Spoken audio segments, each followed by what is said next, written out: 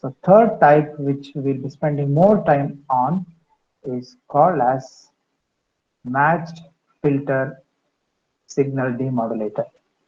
Okay, the signal demodulators or the receivers implementing matched filter are eventually called as matched filter receivers or matched filter demodulators. First, we'll try to understand the concept or the idea behind the matched filter, then try to implement to our application. It says that, say, if a signal is transmitted, let's call this as S of t, which gets corrupted by the channel, which we regard it as a filter itself. We can consider the channel to be simply a filter whose impulse response is represented by, say, C of t, because we'll be using H of t for the later cases.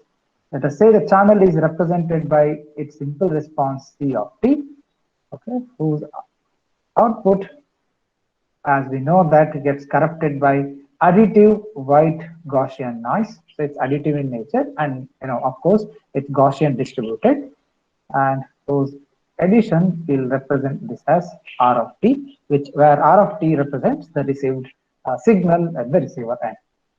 Of course, with this representation, we can mathematically write this, as you know, as what? S of t convoluted with the channel Convolved with C of t plus N of t. N of t. That's correct. Okay, and whose frequency domain representation that we know is multiplication of these two, and we know that we can represent the frequency, domain representation of additive white Gaussian noise with its power spectral density as N0 by 2, where N0 by 2 is its power spectral density, which is spread over over the bandwidth of -infinity to infinity. Okay, so if I try to split this, S of f and C of f in its magnitude or in its polar form, we know that it can split it as its magnitude response, and I can say it's with phase response. Say I'll represent this as angle S of f, and C of f, if I can split this into similar with respect to S of f as angular phase response as angle C of f plus N0 by 2. I can club these two. I can say that this is product of these two, and the angular response or the phase response will be additive in nature. Okay, if you look at this expression, if you look at this simple expression, when can the response, or I can say that R of t eventually is simply Fourier inverse of this R of f. So nevertheless, I'm trying to find out R of f at the point where it will give me the maximum value.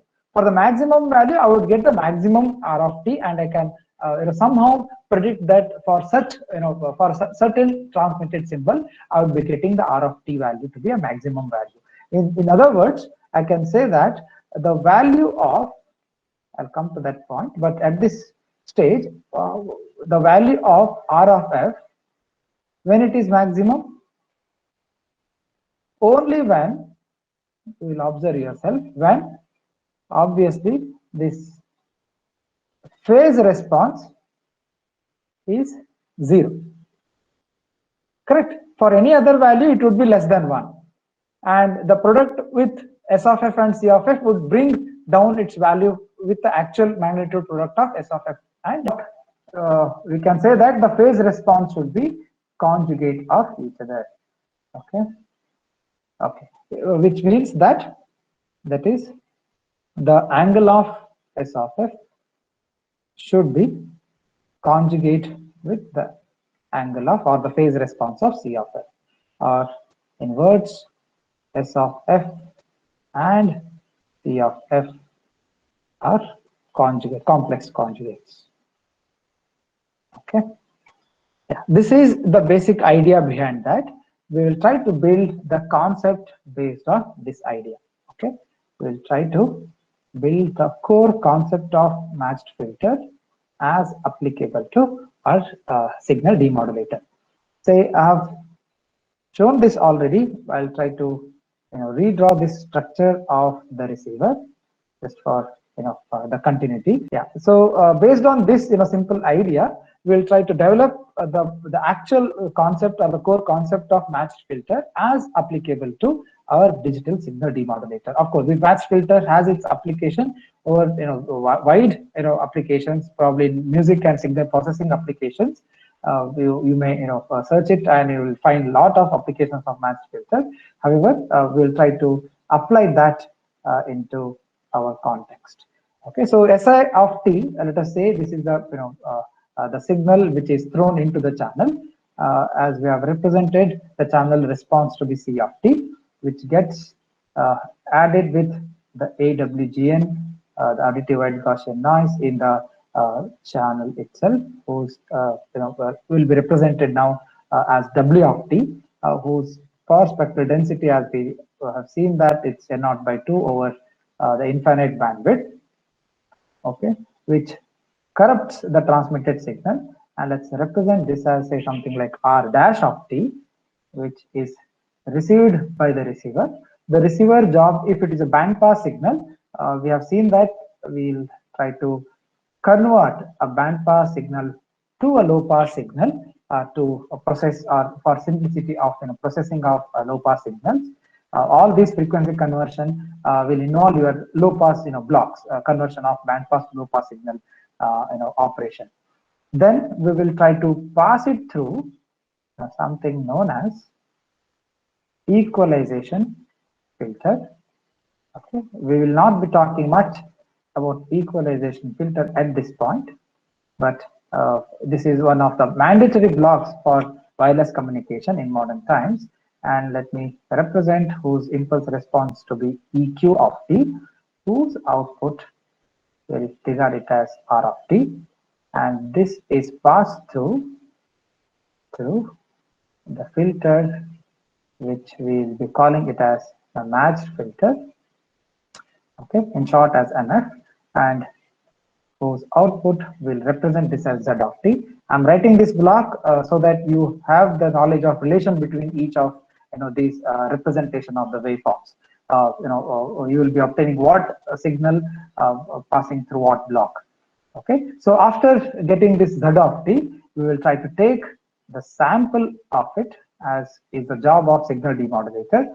The sample is taken at every integer multiple of your symbol duration, and we'll generally you will call it as C. T.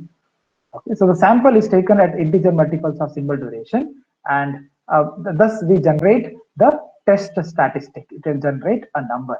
So this number, which is taken at every symbol duration, will be represented as Z of capital T, because it is taken at the end of symbol duration T, which will have the combination of the desired signal A of t and AI of t and some noise that we represent it as N naught of t. Okay, AI of t represents the signal, which I'll try to explore explain it later stage. But let me complete this block, and after obtaining this Z of t, which is simply a number, will be transmitted to, or it will be fed into a block which is here, threshold comparison. Okay, we'll call this as detector. Okay, where Z of t will be compared with some threshold gamma, and try to detect what is the actual symbol that is transmitted, and finally we'll try to estimate. Okay, estimation will give you the symbol what is transmitted, and we'll regard it as SI hat.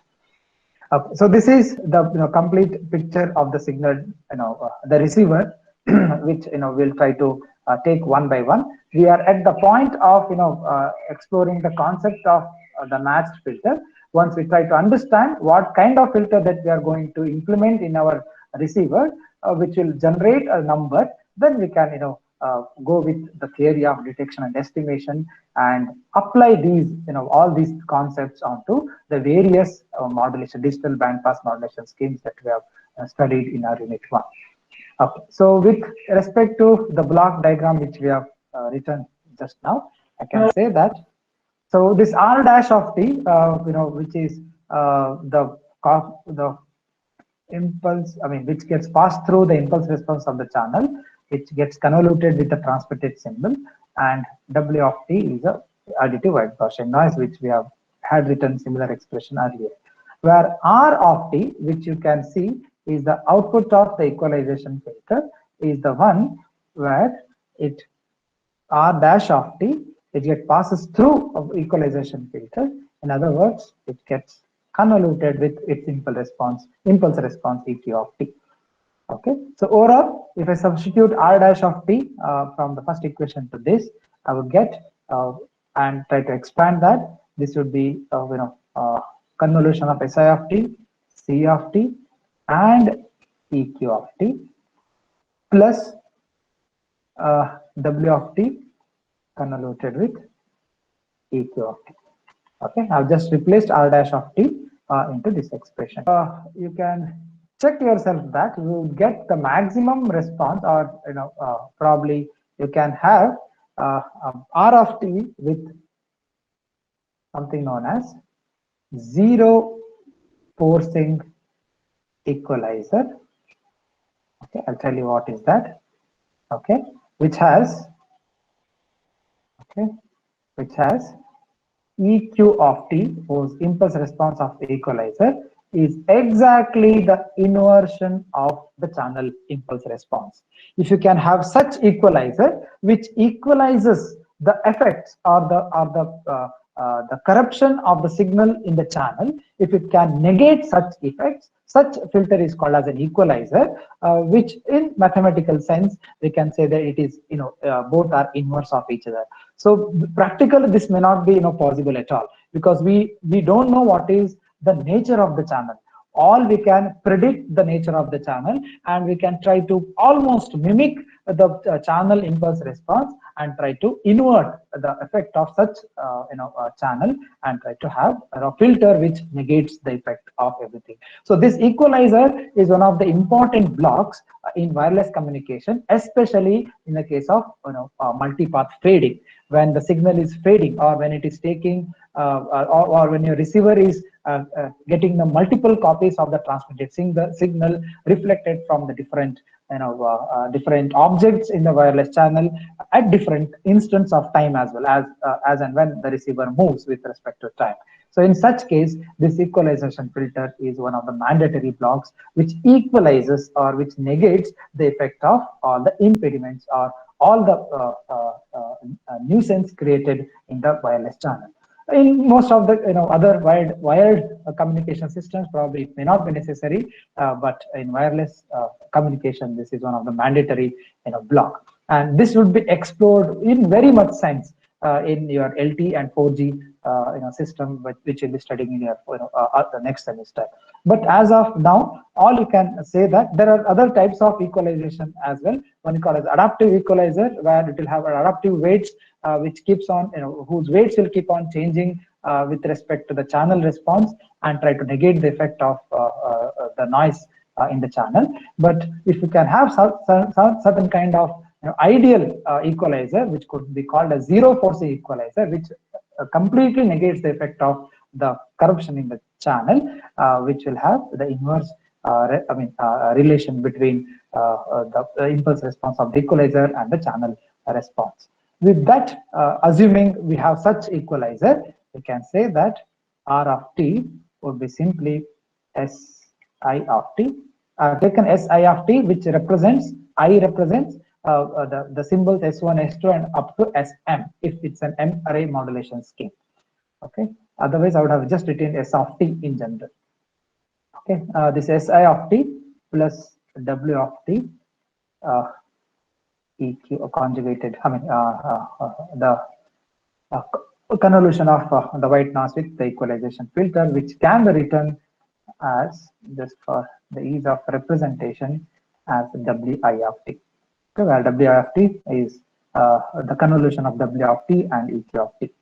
So this is represented in a concrete sense as this is your matched filter, okay, whose input is Si of t and whose input is Wi of t, which is together which constitutes your R of t, whose output we have represented as Z of t. If you check back, so we have represented the output of matched filter as Z of t. So Z of t will constitute, of course, something known as Ai of t and N of t. Of course, this combination Z of t is your A of t and N of t. And now I can write what is your Ai of t and N out of t at this point, where Ai of t is simply the signal produced by the actual signal Si of t. So all I can say that A of t represents the signal part, and your N out of t represents the noise part, noise output, which is passed through your matched filter. Now the question is, we are at this point where we are trying to design the matched filter on what constraint. Now the question is that what should be, this is an important question to begin our discussion or explore into matched filter. Okay, whose impulse response we have represented as h of t. So what should be this h of f or h of t, in other words, such that the signal to noise ratio at the output, okay, is highest. Okay, so we are trying to extract as much as the signal content which is embedded in the noise. We are trying to extract the signal to noise ratio who's at the output of the matched filter, which will have the highest value, such that we'll have the test statistic that represents at the sampling instance of IT, which is integer multiple of symbol duration, will closely be representing the signal itself rather than the noise. Okay, I hope that gives the first feel of what should be the nature of the matched filter. With this idea, we'll try to mathematically find out what should be the impulse response of this matched filter.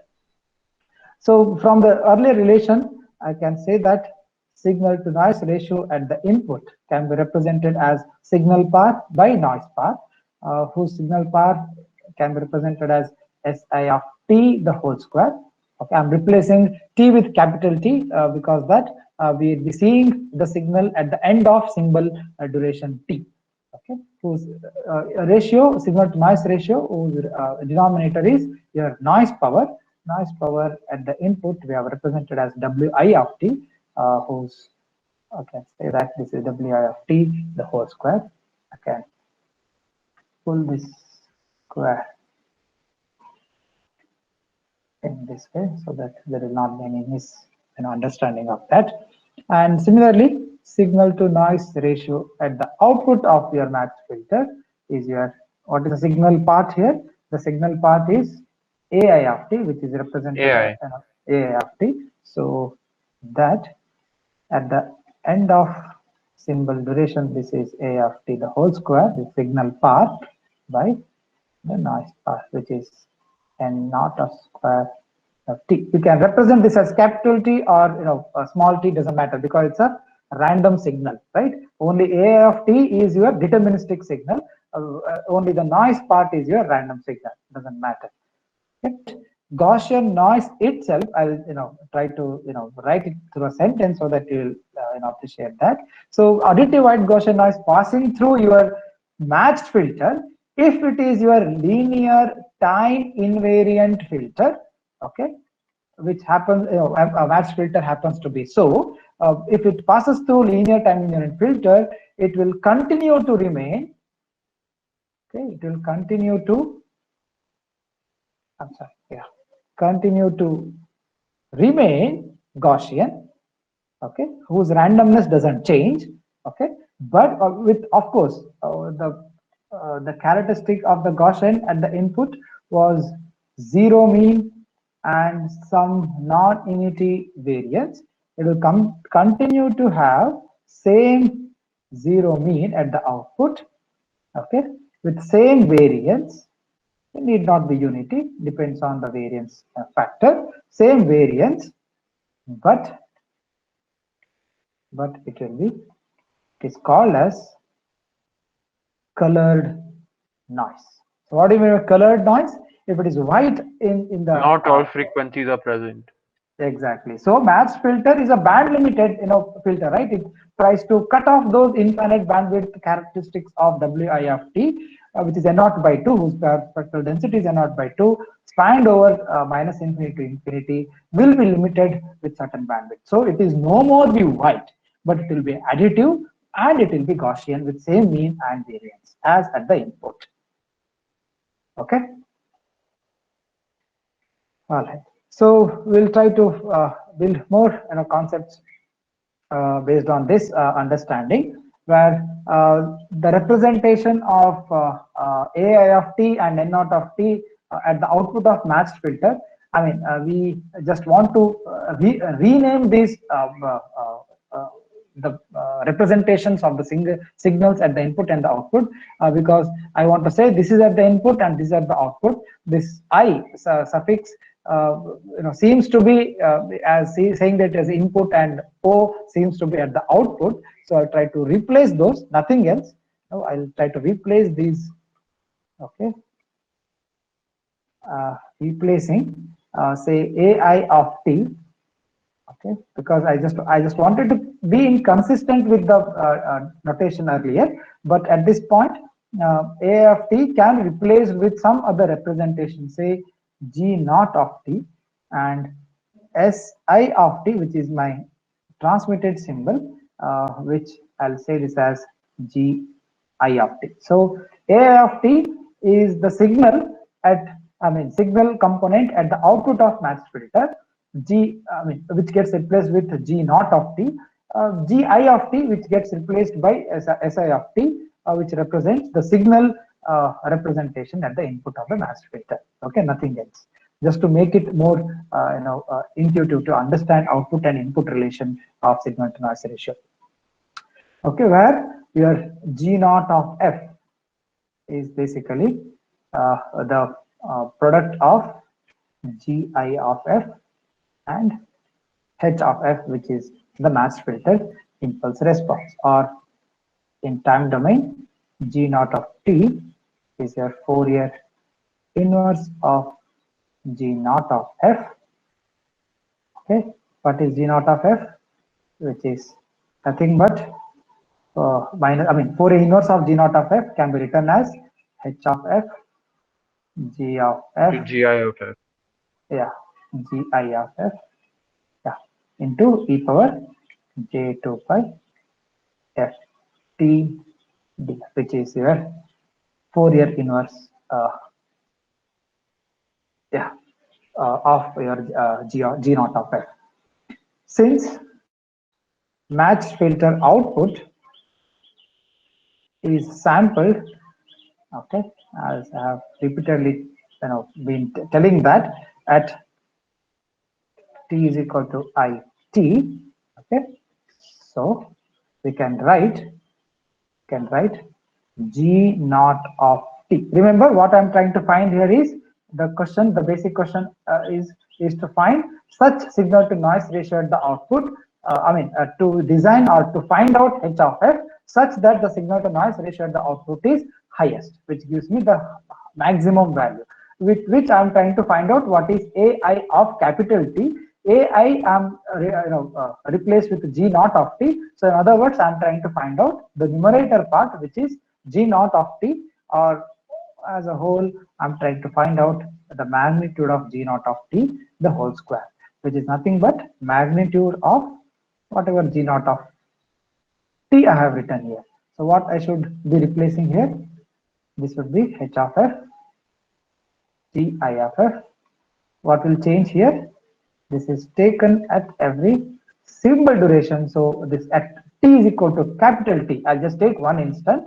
So I'll take t at t is equal to t, capital T, df the whole square. So this is your numerator part.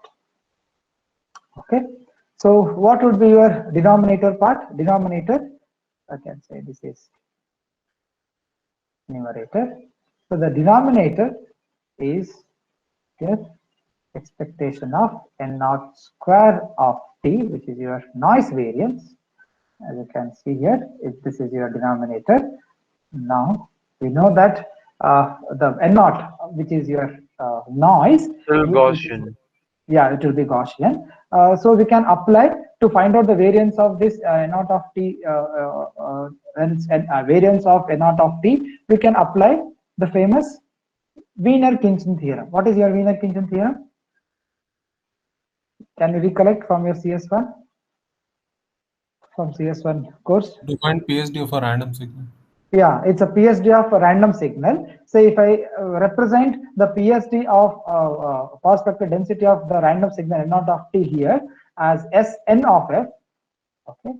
Say if it is PSD power spectral density of say n naught of t, you know that the expectation or the variance of n naught of t can be written as minus infinity to infinity Sn of f. This is power spectral density. If I want to find out the power, so variance of the noise is the power, right?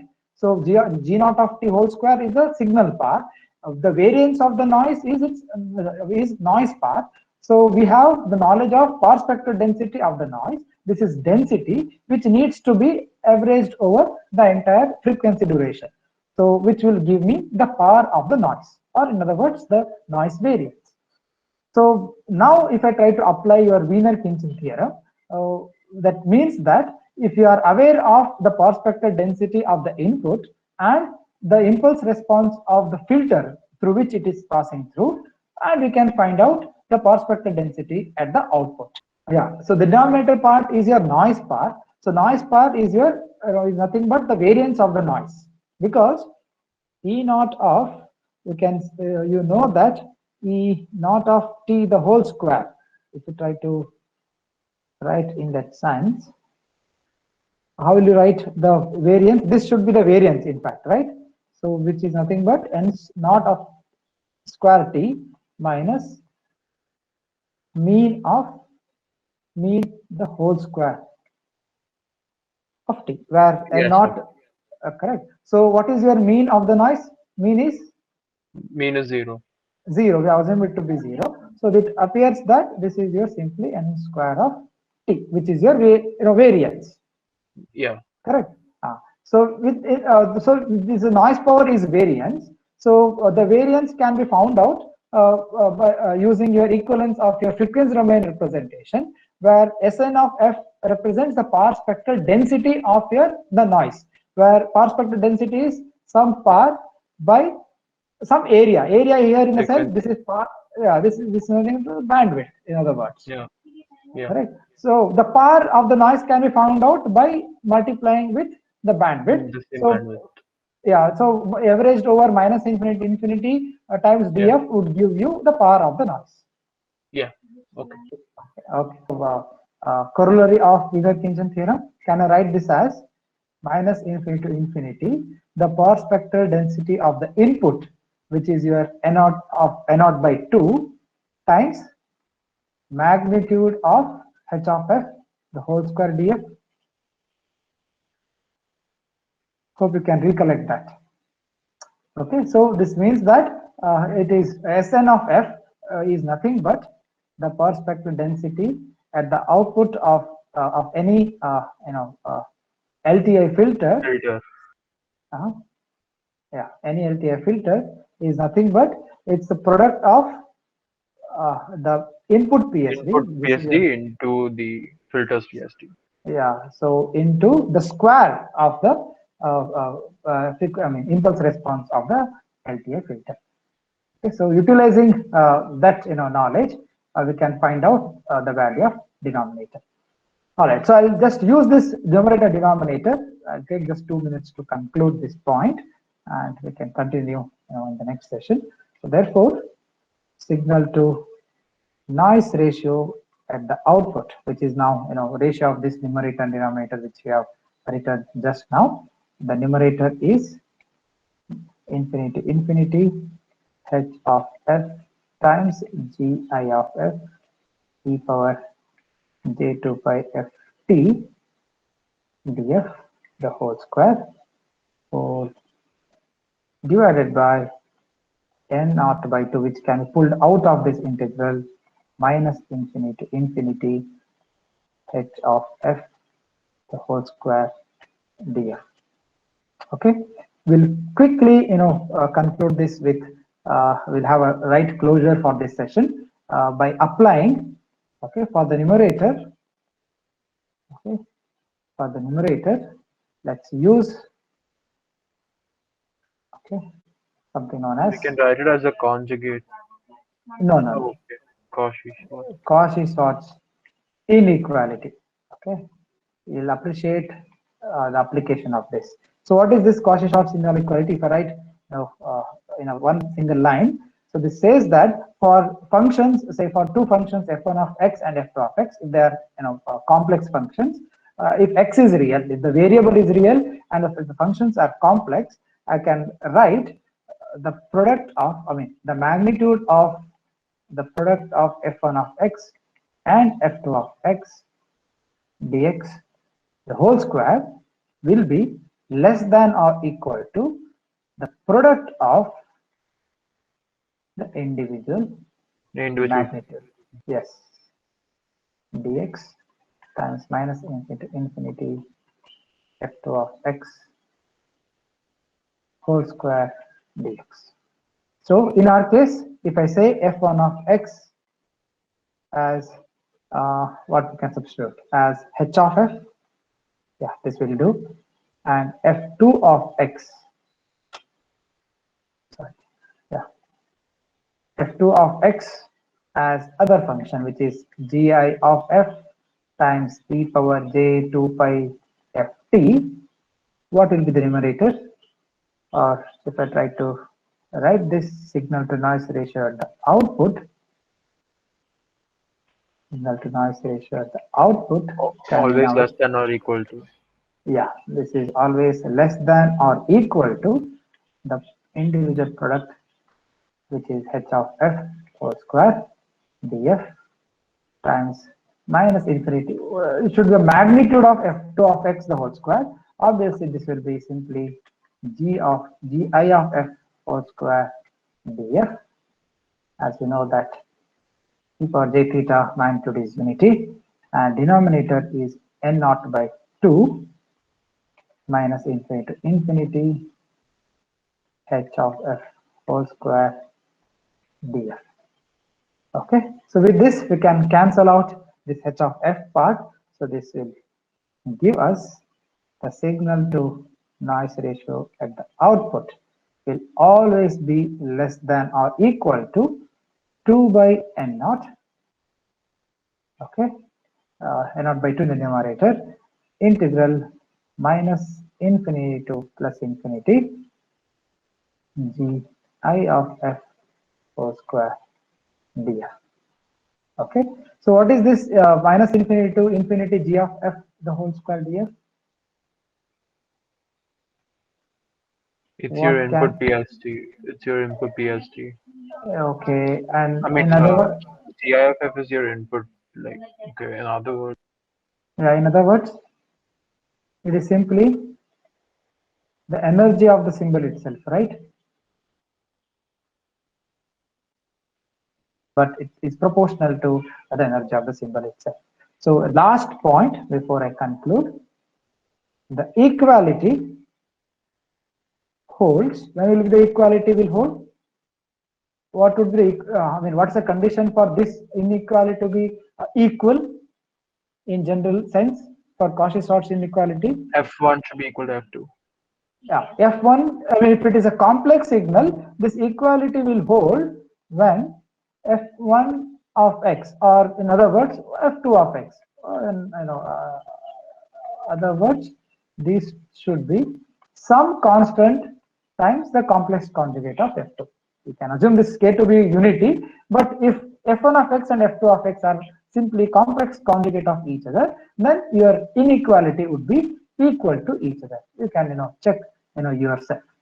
Okay, you can check yourself that this would be you will get the maximum value of this inequality when these functions are complex conjugate of each other, or in other words, h of f, which is our f1 of x, which we call it as optimum impulse response in our case. When this be true, then this is k times f2 complex conjugate of f. What is f2 of x? We have assumed we have assumed it to be gi of f times e power j 2 pi f t.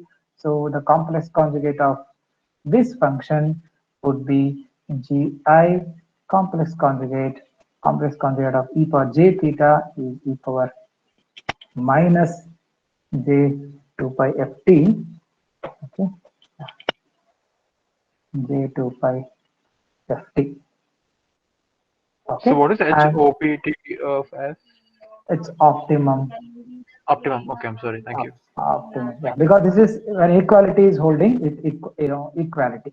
Okay, so this implies h of t, which is your inverse Fourier transform of h of f, which you can write this as uh, inverse Fourier transform of h optimum itself, which will be, if I take that k outside, all I can write is inverse Fourier transform definition e power j 2 pi f t e power j 2 pi f t df. Right, I've just applied the inverse Fourier transform for h of x. Okay, so what will this give me? What will this give me? K times minus infinity gi of f e power, if I pull that minus outside, what would this be? What would this be for a real signal? For a real signal, what is gi complex conjugate of f? You know Equal to that, right? GI of gi of minus f, right? Okay, therefore h of t is nothing but k times minus infinity gi of minus f times e power minus j2 pi t minus t f df. Okay, all right, so which is nothing but, of course, this is your optimum impulse response. So the optimum impulse response would be some constant k. By definition, as you can see, this is your inverse Fourier transform of a function gi of, what is this? T gets replaced by, this is the inverse Fourier T transform minus. of a function, yeah, of a Is it function shifted? gi, shifted by, and the t gets replaced by t minus t. That's all is changed. Minus f is there, gi of this is minus f. So I can say that this is a shifted version of the amount when t gets replaced with t minus t, and hence this is your required impulse response of the matched filter, which would give you the maximum signal to noise ratio for our test statistic taken at the sample of every integer multiple of single duration. Okay, so we'll explore more into this optimum filter in the later stages. Probably we'll try to implement into our application of digital demodulation, and how this can be implemented, and what best form this can be implemented, and what would be the usefulness of this impulse response would be the part of next session. So if I just take an example of the nature of g of t, then you can also say what would be the nature of the impulse response of the matched filter. Say for example, if I consider gi of t in this sense, say let us take that the input of the matched filter, which is represented by gi of t, if it is of this nature, some random signal if I take, which occupies a duration of 0 to t, then what would be the impulse response of the match filter? The impulse response of the match filter, if you carefully observe, this is gi of t minus t. So in order to get this gi of t minus t, I should first find out the mirror reflection of gi of t, which will give me gi of minus t, which is time reversal of the original function. Then gi of t minus t, to obtain that, what should I do? What should I do? Time shift. Yeah, time shift by right? Shift the gi of t function by right by an amount of capital T. So this would be my gi of minus t, which is time reversal of it. So that looks like a mirror reflection of for the original gi of t minus t to 0. Then to obtain the match filter response, I need to shift this function by an amount of capital T. Shift that, so this edge will be sitting at t is equal to 0. I will put it in this fashion. Yeah, so this is my h of t or h optimum of t is the area capital T minus t. Okay, so this is just to give you the feel of the impulse response. So this is basically the mirror image of gi of t, and this is mirror image shifted by an amount of t. Let's move on to a little more understanding of matched filter, especially with respect to its implementation. So we'll call it as correlator realization.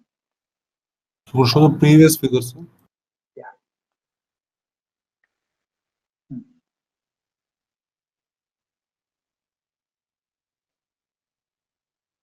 Right out? Okay, sir. Thank you. Oh, okay. Okay. Let's also understand, what do you mean by correlation, with this implementation of matched filter as correlator. Okay, let's try to implement this matched filters, because it seems that matched filter impulse response is related to the input itself. As you have seen, it's mirror image of the input as and time shifted version of the mirror image. So how can we implement in reality? So a proper digital realization of this the match filter, it will take million instructions per second. What I mean to say that is, as you have seen, the output of match filter is say some input function. So some input function, I'll say this as r of t, which gets convolved with the impulse response of the match filter h of t. As you know, the convolution is mathematically is done by sweeping h of t, which is nothing but if I try to write this mathematically, this is minus infinity to infinity r of tau h of t minus tau d tau. So this is by taking converting this h of t as h of tau and reversing in time domain, or taking its mirror image and shifting slowly by an amount of t. So it is the t, the limit tau, it varies from minus infinity to infinity, and we need to sweep the one of the functions, either r of t or h of t, from minus infinity to infinity. So it by if you split this integration by or break this integration into pieces, it would take million instructions per second. In the sense, for each piece you would have one instruction, and if you have infinite amount of duration of the signal, you would have millions or billions instructions to calculate this integration by breaking into pieces. So this is real. This can be realized if you can directly implement this matched filter as a correlator. In the sense, if you want to implement this as a convolution, so this convolution implementation, what I mean to say is, okay, or as a correlator will take million instruction per second. So it will be easier if you can find out an alternate solution which will give us a simpler solution, or it will reduce the number of instructions per second. So the idea behind that is is on similar thoughts where z of t is the convolution of r of t and h of t. So this is obtained by saying that this is match filter with impulse response h of t, where r of t is your input and z of t is your output. In a second.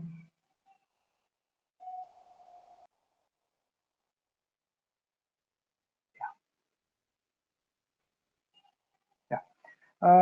With that, we can substitute this h of t, which is the impulse response, as picked from the optimum response of the match filter. Optimum response of the match filter says that it should be something constant k times gi of t minus t. Of course, we can ignore k. We'll start ignoring k right away by assuming k to be unity. Nothing harm in taking k as as it is. It is just contributes to the magnitude of that. So if I assume this match filter to be optimum, then its impulse response would be obviously would be g of t minus t over a duration 0 to t and 0 elsewhere. It is just straight away from the definition what we have derived in the last session. So with this substitution, I mean, what we need to find out? We need to find out what is h of t minus tau. So to find out h of t minus tau, we need to replace, so to substitute into our the original convolution relation, we need to replace this t, the time stamp t, by t minus tau. Okay, then we would obtain h of t minus tau and we can substitute back into the earlier equation. So if h of t is this, then h of t minus tau would be what? Would be simply replacing t by t minus tau, of course, over one duration 0 to t, and of course 0 elsewhere. Okay. So substituting this h of t minus tau, what would be the output of the match filter? Output of match filter is convolution of r of the integral over 0 to t. Okay. Because minus we assume that there is no symbol or no signal for t less than 0. So it will be integral will be from 0 to t r of tau into h of t minus tau. So r of tau into h of t minus tau. H of t minus tau is we have seen that it can be written as t minus tau. Okay, of course d tau for the symbol duration 0 to t. Okay, so now that we know at the output of match filter, to convert it into a test statistic, we take the sample at every instance of the integer multiples of symbol duration. So at t is equal to t, in the sense if we integrate, okay, or if we evaluate this integral over the duration of the transmitted symbol duration, which is t, then z of t would be 0 to capital T. So replace small t with the symbol duration t is t minus tau d tau. So this is simply reduced to the output of the match filter at instant of symbol duration. So we simply 0 to t r of tau g of tau d tau.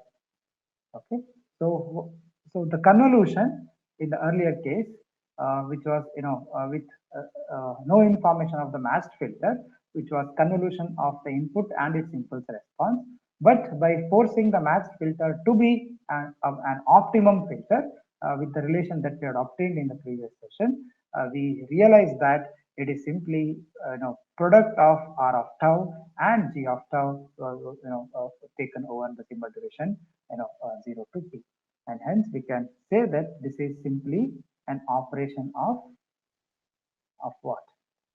Multiply R of tau and G of tau and accumulate over a symbol duration 0 to t, or in other words, it is simply your one instruction if you want to implement on your microprocessor. Okay, so million instructions per second can reduce to a single line of code in your when you try to implement onto your microprocessor would convert it to a MAC instruction. Okay, so this is how I can say that we can try to implement the masked filter with its optimum response as simply as multiply and accumulate kind of an operation. We need to note, the important points at this stage, such that this also realizes some of the key takeaways from the discussions on masked filter. You note that whatever that we have realized as the masked filter as simply a MAC instruction, this all happens because because of this, where mathematical operation, we have realized that of a matched filter, as we know that this is in reality it is convolution. We have seen that mathematical of convolution with optimum response is simply a correlation. Okay, so integral 0 to t r of tau g of tau d tau, it seems to be kind of an inner product operation, or in other words, we have seen that it is kind of finding out correlation between two signals, r of tau and g of tau. So the convolution operation of a masked filter will indeed become a correlation operation at the every integer duration of your symbol period. So this happens due to, as you can see, due to two inversions or double inversion operation. One is due to the one inversion is due to the convolution itself. The convolution will itself make the impulse response, take its mirror image, which has h of minus tau, and time shift by an amount of t. Okay, so this is one time reversal that happens due to the convolution operation itself. Another inversion operation happens due to the matched filter. You see that h of t minus tau is already inverted and shifted by t. Due to the property of the matched filter, you need to again take the time reversal and shift by an amount of capital T. So since there are two inversions that's happening as a mathematical operation, the convolution operation for the matched filter would indeed become the correlation. Okay, so this is due to, as I say, due to kind of double inversion operation. Hope you get that point. Okay, yeah. So you also should realize that. So then what should be the difference between a matched filter output or a correlator output? Okay, what should be the difference between those two? So you will realize by taking an example as well later in this session, output of the matched filter and the correlator, although they seem to be similar, but there is a thin line difference between those two implementations. The output of a matched filter and output of a correlator are equal. You should see that they are equal only at t is equal to capital T. Okay. However, in general, they are distinct. Okay. It's in this sense where if you take the output of your match filter and correlator and try to sketch it, so you'll understand by taking specific examples. But if I just to say as a conceptually, you would get the output of the match filter would be in that sense that it will keep on growing because you are accumulating over the infinite duration of time. Say this is t. So this is for all the values of t. So this variation of sinusoidal indeed is your output of your matched filter, okay, and if this is your symbol duration t, the output of matched filter will be equal to the output of correlator only at t is equal to t. So this point would be the output of correlator. Okay, so as you can see, the matched filter output is in general is taken over 0 to t, okay, which is governed by this equation, and only when you force this integration over a symbol duration of t, then you will realize that this will indeed become a correlator operator or correlation operation. So do we perform the correlation only with like integer amounts of time? Yes, because correlation. How do you define the inner product or correlator, or how do you find out the correlation factor? Boolean It's a multiplication operation. of two symbols, right? So we always Yes. find the correlation between two signals between certain duration for fixed duration of time. Okay, so that for fixed duration of time over here means that it's over a single period. Is that fine? That is in fact your correlation coefficient. So having understood basic the nature of matched filter, we can try to implement this. How we are trying to utilize this property of a matched filter in our signal demodulator. Well, we'll try to explore this more into when we discuss optimum receiver, but I'll try to give a small introduction or kind of first part of explanation of optimum receiver. So right now we'll try to implement this matched filter as a signal demodulator as part of digital communication receiver. So you simply substitute this g of t. So g of t, the function as our basis function phi of t. So phi of t is a representation of our basis function as we have used to represent the signal geometrically. So this implies what will be g of t minus t, which indeed is your impulse response of the matched filter. So obviously this will become replacing t by capital T minus t. This would become phi of t minus t. Of course, we have assumed the k to be one unity, and of course this is true for over a single duration of time, because basis function, of course, we have defined for one duration of single. Now, if we consider this R of t, okay, is received signal at the signal demodulator front end, okay. Of course, this R of t could represent any symbol, Si of t. R of t, of course, is corrupted by additive white Gaussian noise. So remember, this R of t is Si of t plus N of t.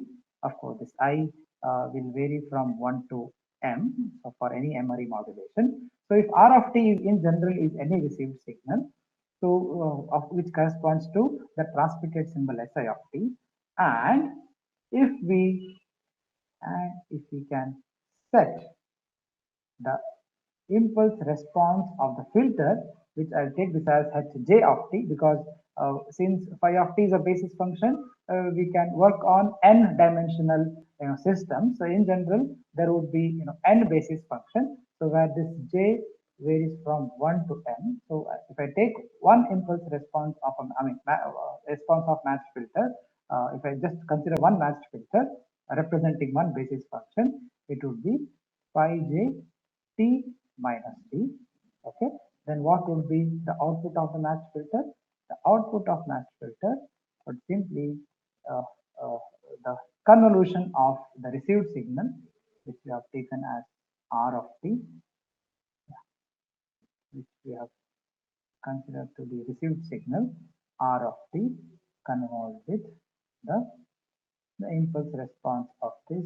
So with this, then we can implement this as, say, if we have a received signal, say R of t, which is received at the signal demodulator input. So we assume that this has passed through all the initial stages of receiver and it is arriving at the input of matched filter. Okay, so other blocks I'm trying to ignore that. So if this is received signal at the input of matched filter, the matched filter is a bank of the receiver will have bank of matched filters where this, if I represent say this as h1 of t, okay, where h1 of t is nothing but phi 1 of t minus t, whose output is taken at the sample duration of t. Okay, I'll represent that later. Similarly, I'll pass this signal to second matched filter, say h2 of t, according to this phi 2 of t minus t.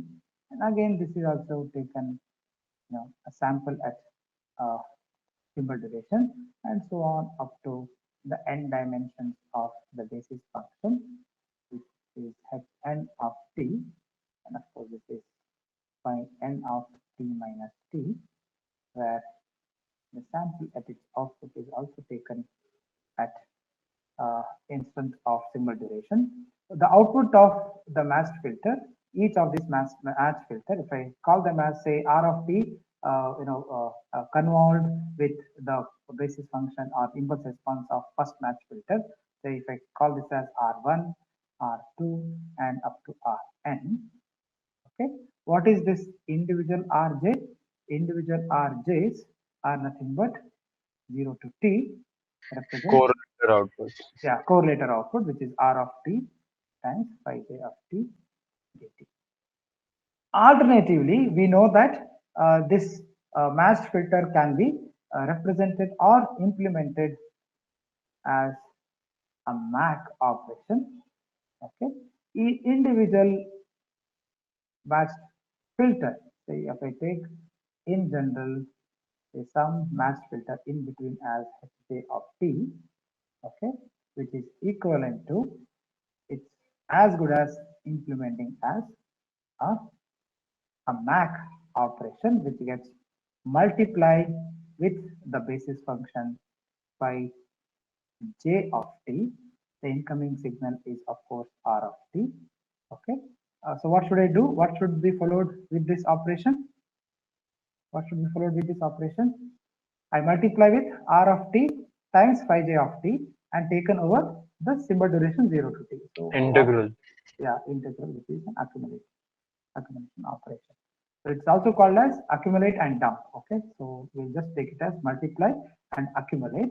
So the first diagram, I mean this diagram R of t, the right hand side is a vector. So this incoming signal is R of t. This is simply one number. So with number will, if I accumulate all those numbers and represent as a vector, this will become simply a column vector.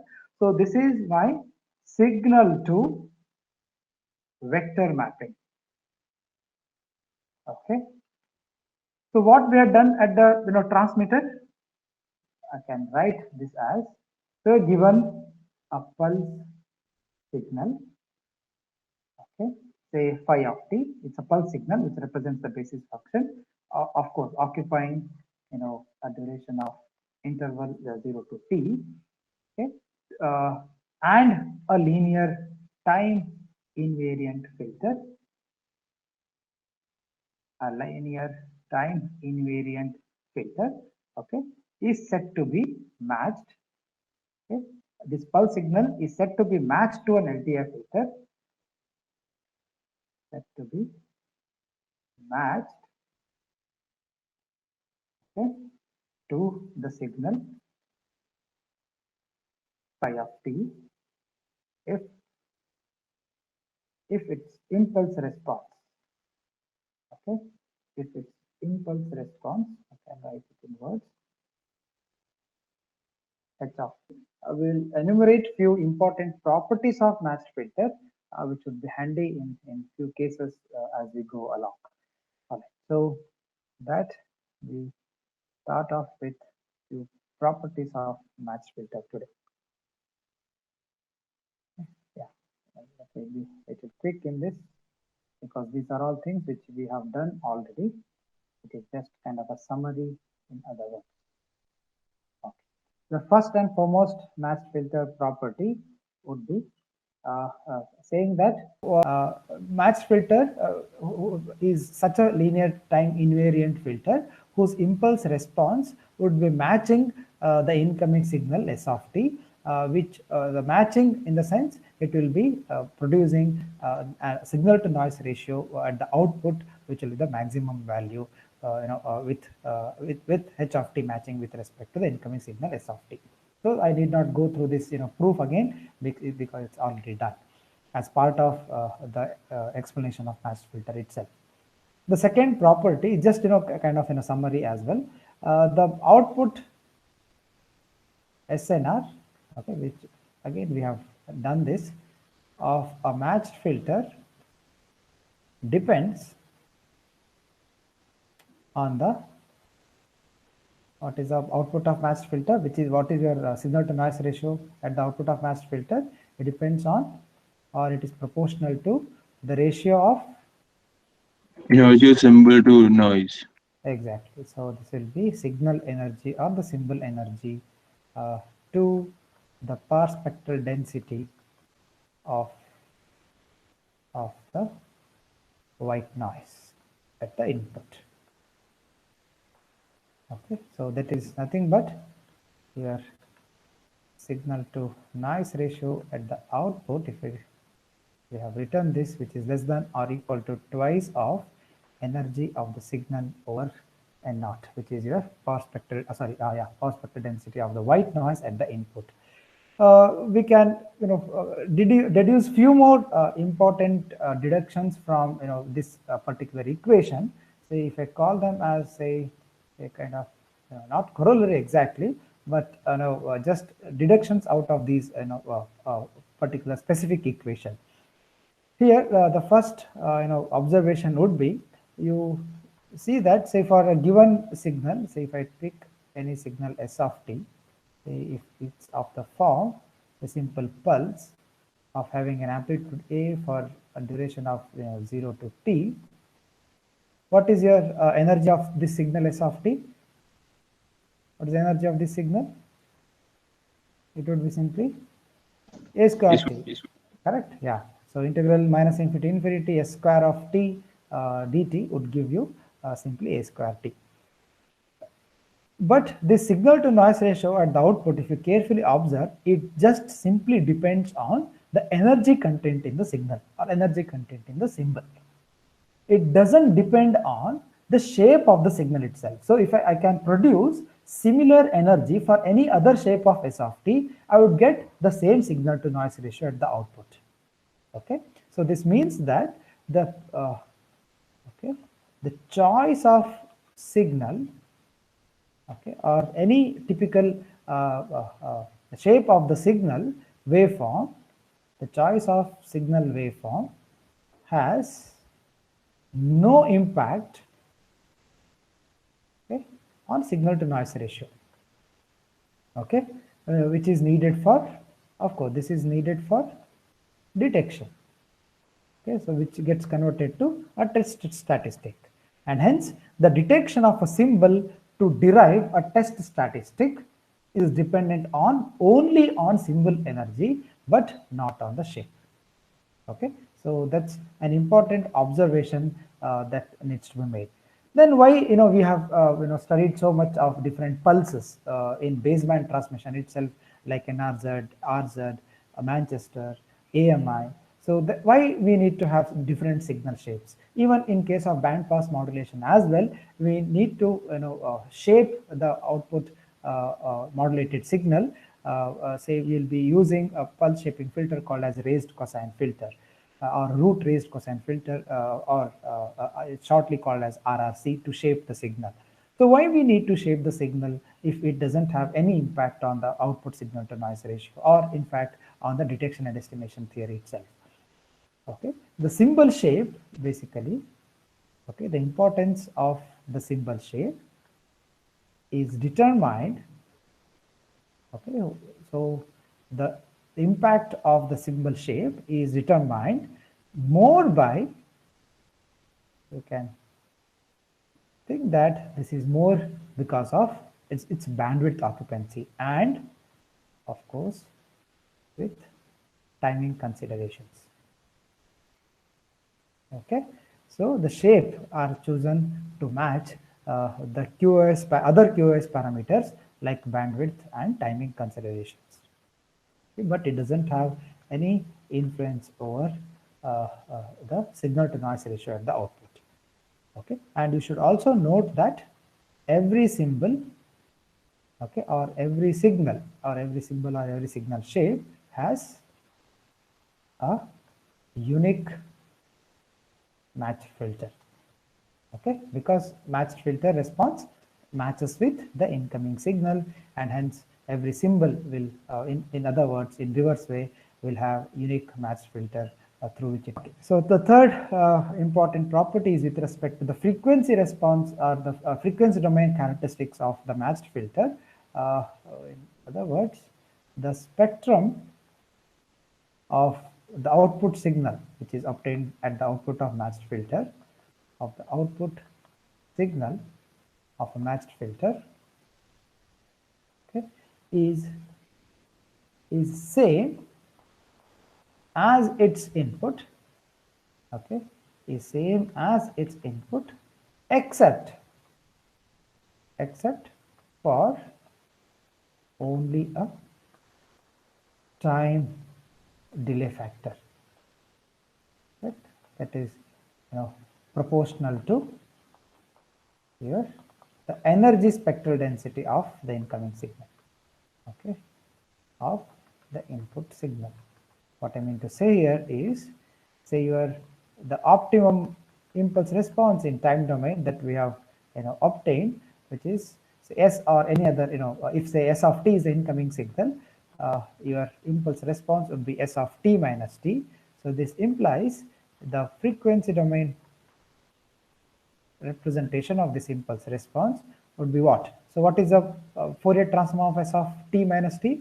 If S of t has Fourier pair, e to the power minus, I think it's yeah, minus j2 pi ft correct. into s of t, s of f, sorry, Is it S of f? It s would be S star. star of f, correct?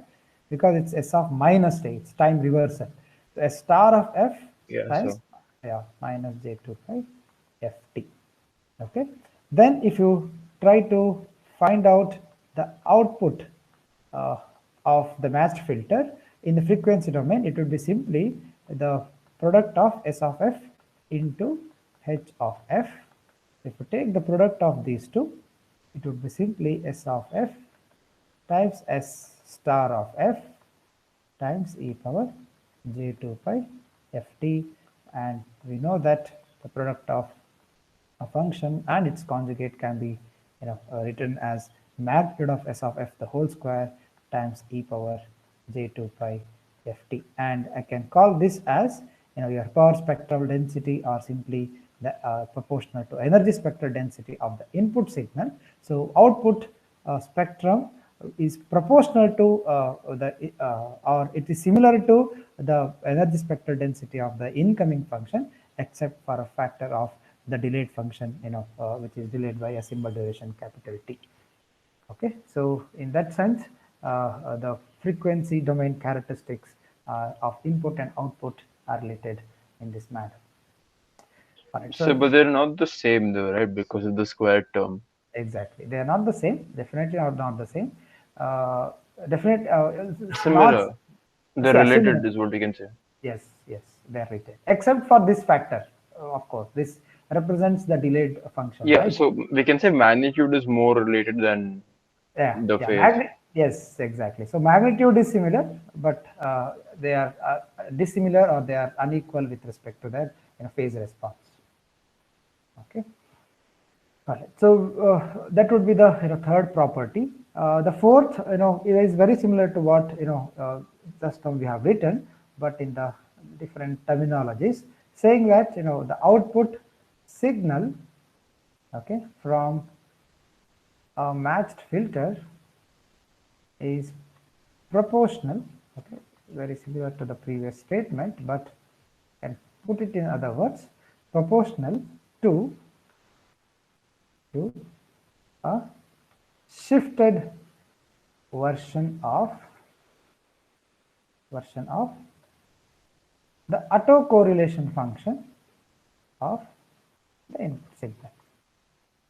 Correct. We know that from the basis of your theory of autocorrelation function, which can be written as, okay, if I try to write in the inverse Fourier transform of the output of the matched filter, which would be simply the Fourier inverse of the above equation which I have written, which is magnitude of S of f the whole square times e power minus j2 pi ft. Okay. As we know that S of f, S naught of f, the magnitude of S naught of f the whole square represents the autocorrelation function, so which can be written as Rs of simply t minus t. Rs of t represents the autocorrelation function of S of f, but with a delayed function which is getting multiplied, which would be your S naught of t. Okay, where this Rs suffix s represents the autocorrelation function of the signal S of t. All right, and the last important property of matched filter, this just breaking into pieces, the same thing breaking into or putting it in different terminologies. So could you scroll up a little bit? Yeah, sure. Okay, sir. Thank you. Okay. All right. So the last property is with respect to disintegrating its phase and amplitude responses. So the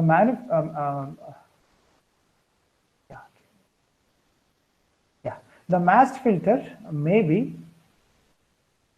separated, maybe split into two parts into two matching conditions, okay, which we have done in the initial discussion of matched filter, or the idea behind the matched filter itself, where one goes with the spectral phase matching.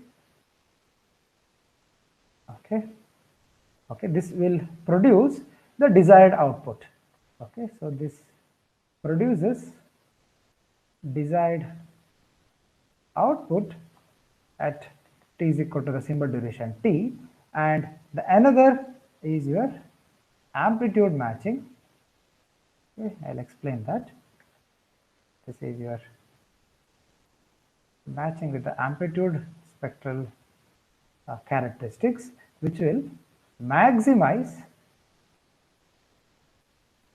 the output or the desired output at the symbol duration t.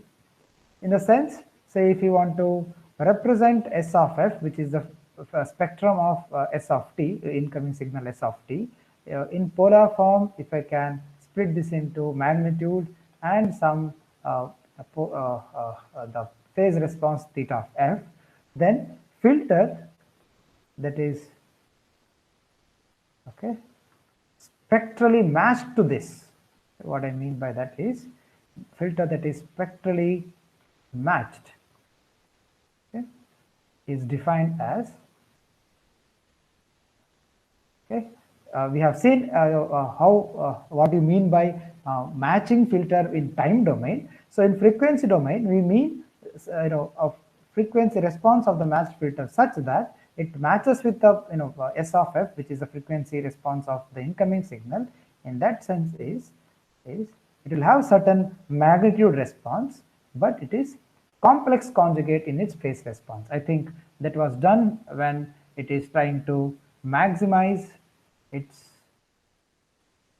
output, when we try to impose the the equality condition on the Cauchy-Schwarz inequality. We impose that the f1 of x, which is the incoming signal, is complex conjugate of the other function h2 of f2 of x. So in other words, if you choose f1 of x to be the impulse response of the matched filter, and f2 of x to be the other function, which is gi of f times e power j2 pi ft, this would give us the maximum signal to noise ratio.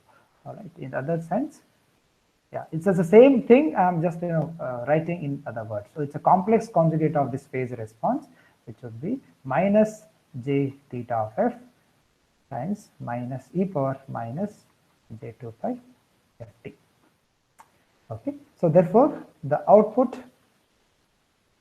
of matched filter, okay, will be what? It will be s not dash of t, which is your inverse of the product of these two functions, which is s naught of f, which is your Fourier inverse of your product of s of f, S of f and h of f. h of f, correct.